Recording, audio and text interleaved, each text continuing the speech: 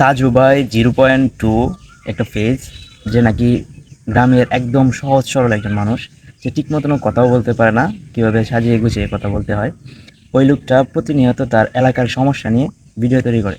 তো চারে নিয়ে অনেক ইউটিউবার, ফেসবুক রিং যারা করে, ওরা খুব ভালো রকম একটা ট্রোল করছে এবং তার নিয়ে খুব মজার ভিডিও তৈরি করছে, ফানি ভিডিও তৈরি করছে, তারা নিয়ে ট্রোল করছে। হ্যাঁ, অনেক কিছু করছে তারা নিয়ে, মানে খুব বাজেভাবে তারা পচাইছে। তো ওই লোকটা দেখেন, কালকে আমি তার চ্যানেলে দেখলাম যে পেজে, ফেসবুক পেজে দেখলাম 1300 ফলোয়ার। তো একদিনের ব্যবধানে তার ফেসবুক পেজে দেখেন 2 লাখ এর উপরে, 2,35,000 ফলোয়ার একদিনে। একদিনে 2,35,000 ফলোয়ার। তারপর আমি কিছুক্ষণ আগে আবার ঢুকলাম, দেখলাম যে 2,43,000। তারপর 6 ঘন্টার ব্যবধানে আবার 1 লাখ ফলোয়ার, 2-3 লাখ, 3.5 লাখের মতো। এখন আবার 1 ঘন্টার ব্যবধানে তার ফলোয়ার হচ্ছে 3,80,000। দেখেন যে তুমি যারে নিয়ে ট্রল করলা, তোমার ফেসবুকে ফলোয়ার কতজন?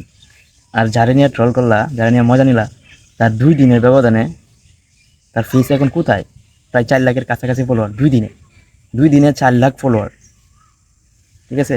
শুধু শুধু একটা মানুষকে নিয়ে মজা করো না। সে যতটুকু পারে, তার যতটুকু অ্যাবিলিটি আছে বা তার যতটুকু মেধা আছে, তার মেধা দিয়ে চেষ্টা করছে ভিডিও তৈরি করার জন্য, যেরকমই পারছে করছে। তো এখানে রেজুলেশন, কোয়ালিটি, ভয়েস এসব কোনো কিছু না। আসলে কার কপাল কীভাবে কুলে কে কখন ভাইরাল হয় এটা বলা মুশকিল। তো তাজু ভাইয়ের কাছ থেকে অনেক কিছু শেখার আছে। সেখানে একটা খুব সহজ সরল এবং ভালো মানুষ, এবং তাকে যে ফলো করতেছে, অবশ্যই আমি মনে করি তারা অনেক সহজ সরল, তাদের মনে কোনো অহংকার নাই, তাই তারে ফলো করতেছে। আর যারা অহংকারী, যারা মনের মধ্যে হিংসা আছে, তারা তারে নিয়ে ট্রল করতেছে।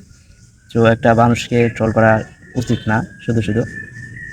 এবং তাজু ভাই অনেক ভালো মানুষ, এবং তাজু ভাইকে যারা ফলো করতেছে, যে 4 লাখ ফলোয়ার, তারা অবশ্যই তাজু ভাইয়ের মতনই সহজ সরল ভালো মনের মানুষ, এই জন্য তাকে ফলো করছে।